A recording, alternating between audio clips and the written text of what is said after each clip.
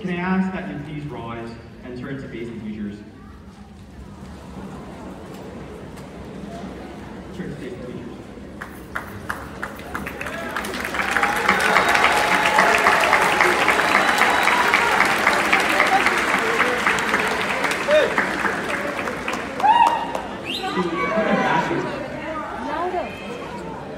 For the graduates, who do you see in the bleachers?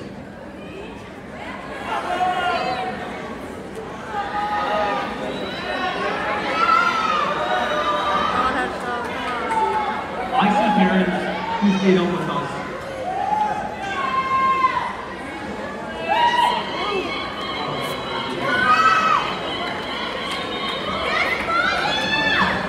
So in the bleachers, I see parents who stayed up with us on those last few days in September, we were scrambling to complete Ms. Gupta's reading guide. I see parents who completely disregarded red lights and the 25-mile-per-hour speed limit on JFK to get you to school by 8:34. I see friends and family who sat patiently through a long stretch of speeches, including this one, to see you walk across the stage. I also see a few smaller siblings on their phones watching TikTok. But regardless, can we please give a huge round of applause to our biggest supporters?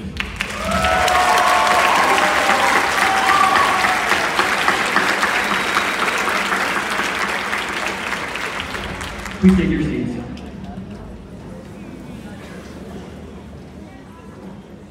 So I've been reflecting back on my high school career over these past few days, and I realized that there is much truth in the saying, it takes a village.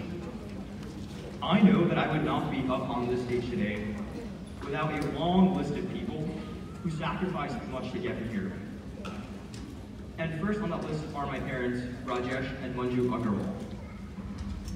Thank you. 11 years ago, they left their family, friends, and home behind to move to a country whose language they did not even know, just to give me and my siblings an opportunity. And despite being deprived of education themselves, they instilled in us a great appreciation for education, working tirelessly as cashiers, babysitters, and Uber drivers to put us all through school. And Mom and Dad, whatever I am today is because of you both. And to translate this for them in Hindi, आज मैं जो भी हूँ आप लोग की वजह से हूँ.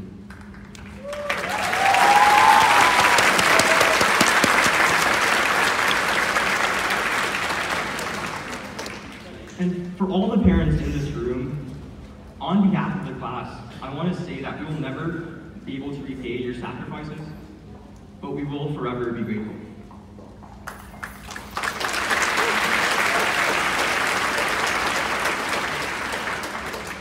And so next on the list is a teacher who went above and beyond what was required of him and stayed in the lab till 9 or 10 p.m. daily with us research students during the heat of science fair season.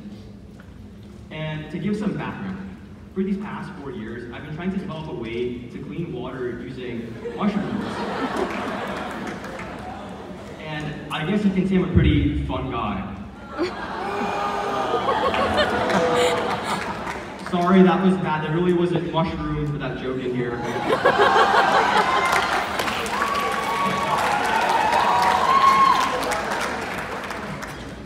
But not only has this teacher helped me develop as a scientist, but he's also helped me learn how to solve problems, not give up when nothing, and I mean nothing works, and stay true to my morals.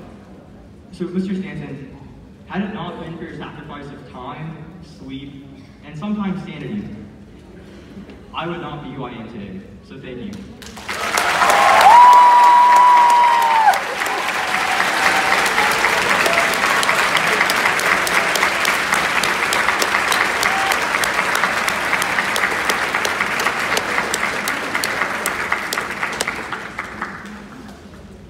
And last but not least are all of you, class 2019.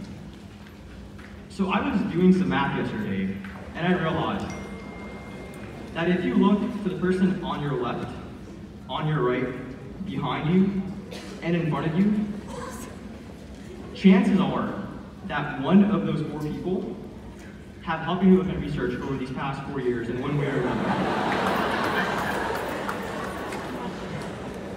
So thank you, Class 2019, for always being willing to lend a hand, sometimes for extra credit, but it's fine, and never failing to make me smile.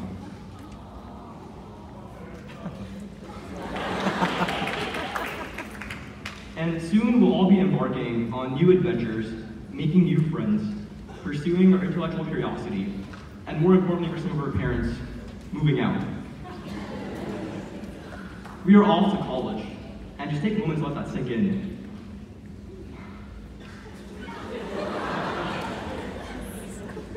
So long gone are the days where we're not being allowed to go outside because we forgot our ID. This actually happened to me this past Monday, so it's not that long gone, but still. Long gone are the days where others decide what's best for us. We are truly now young adults with the power and will to control our own lives and impact others.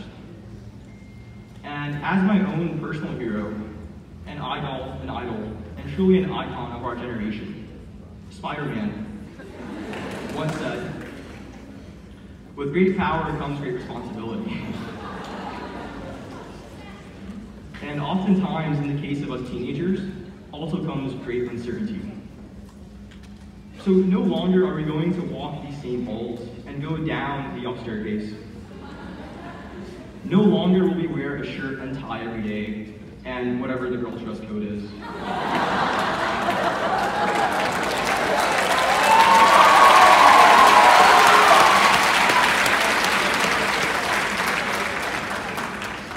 In these next 4 years, we're going to have to learn how to take care of ourselves, figure out how to do our laundry, how to cook rice in a microwave, and if there's time, perhaps even figure out what we want to be when we grow up. And worst of all, we're going to be freshmen once again.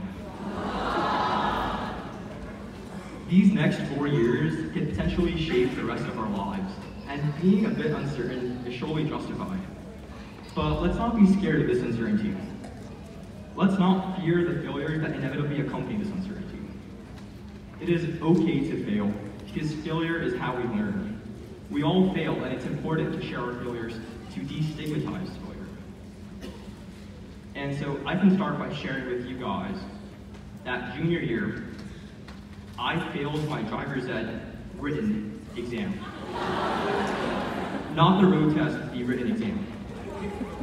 And if you look to the person on your left, on your right, behind you, and in front of you, chances are that 0 of these 4 people failed their driver's ed written exam.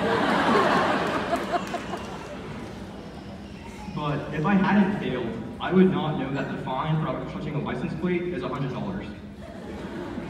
Or it's $200, besides the point. I even failed the first quiz I took in McNair freshman year at A-Push. But if it wasn't for that quiz, I would not have learned to watch John Green videos, and for that, I am forever grateful. So failure is how you learn, and it's important to fail.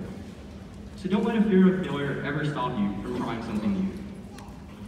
And with that said, Class of 2019, congratulations on making it thus far.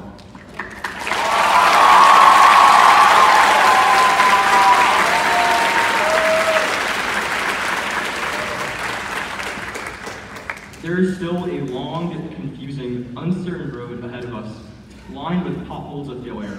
And no, I'm not talking about Cole Street.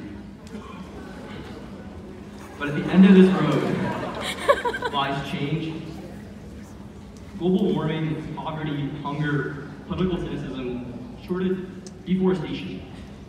There is no shortage of problems facing the world today. But again, if you look at the person on your left, on your right, behind you, and in front of you, 4 out of these 4 people have the power and ability to change the world and solve these problems. Thank you, Class of 2019.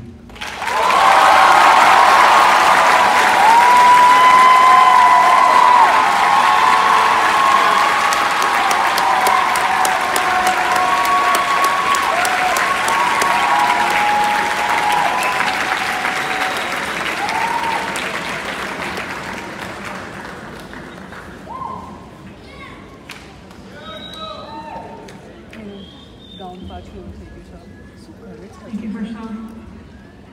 The fact faculty and counselors of McNair Academic would like to